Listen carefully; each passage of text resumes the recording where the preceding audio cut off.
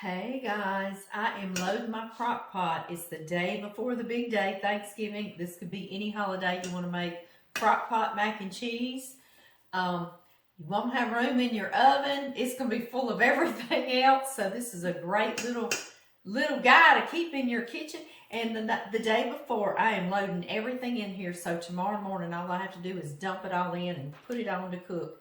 My evaporated milk and my cheeses and my butter and my cheddar cheese soup and my elbows right in here. Y'all see this video later, but this is what I do. Even my little spices I'm going to put in there.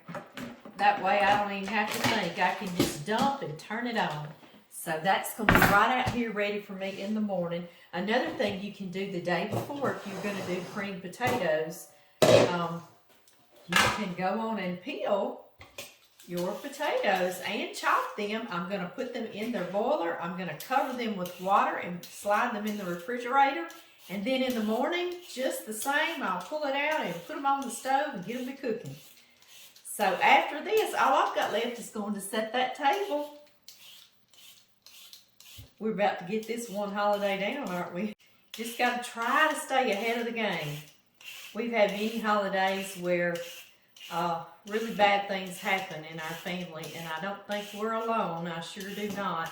A few years back, John's sister, she's younger than me, guys, and she passed away. And Blake, our oldest son, was working over in the shop on four-wheelers. He used to work on four-wheelers.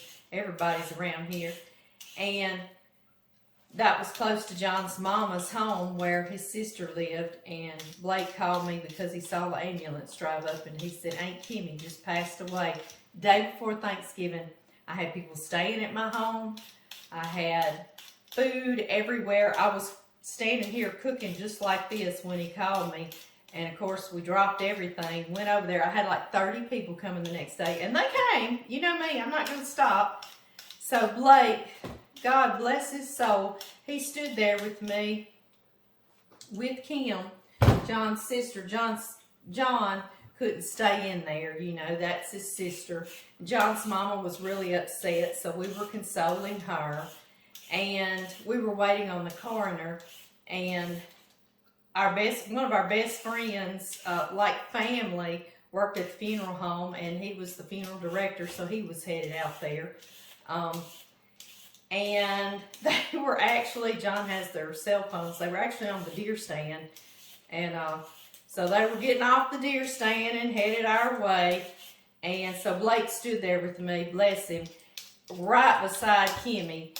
And I started digging through pictures. She actually had some pictures in a box. She had been pilfering around, you know, looking at old family pictures. Isn't that weird how things like that happen and work out? And they were right beside her in a cabinet.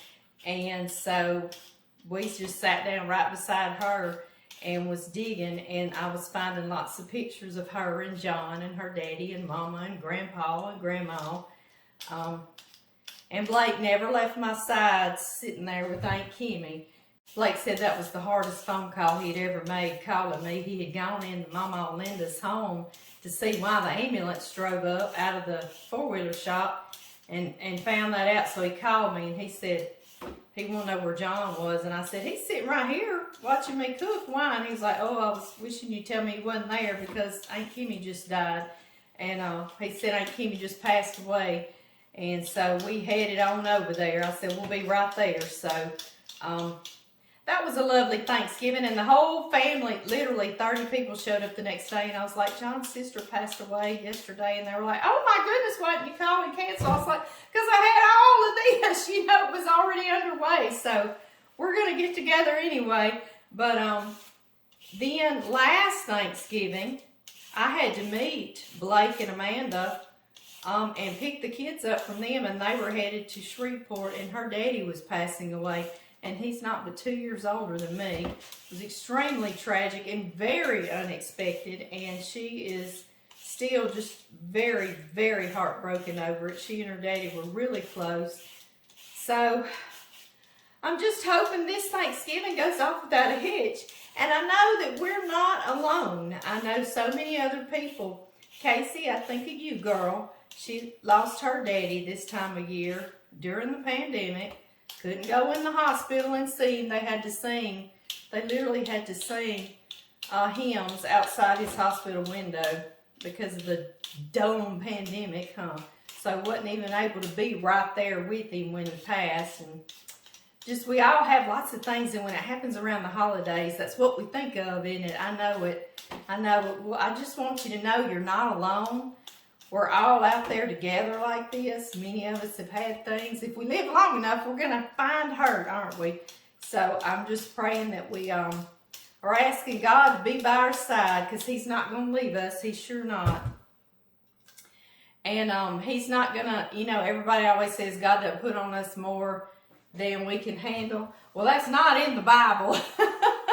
We love to just think that, don't we? But what he does promise us is that he will be here with us during whatever we're walking through. And that is just as good, right? If not better. That's better. Yes, it is. All right, guys. I'm going to cover these with some water and get them boiling in the morning. And I'm just going to set my table. I'll see y'all later. I hope y'all have a wonderful Thanksgiving, a very Merry Christmas, and a Happy New Year, guys. I love y'all.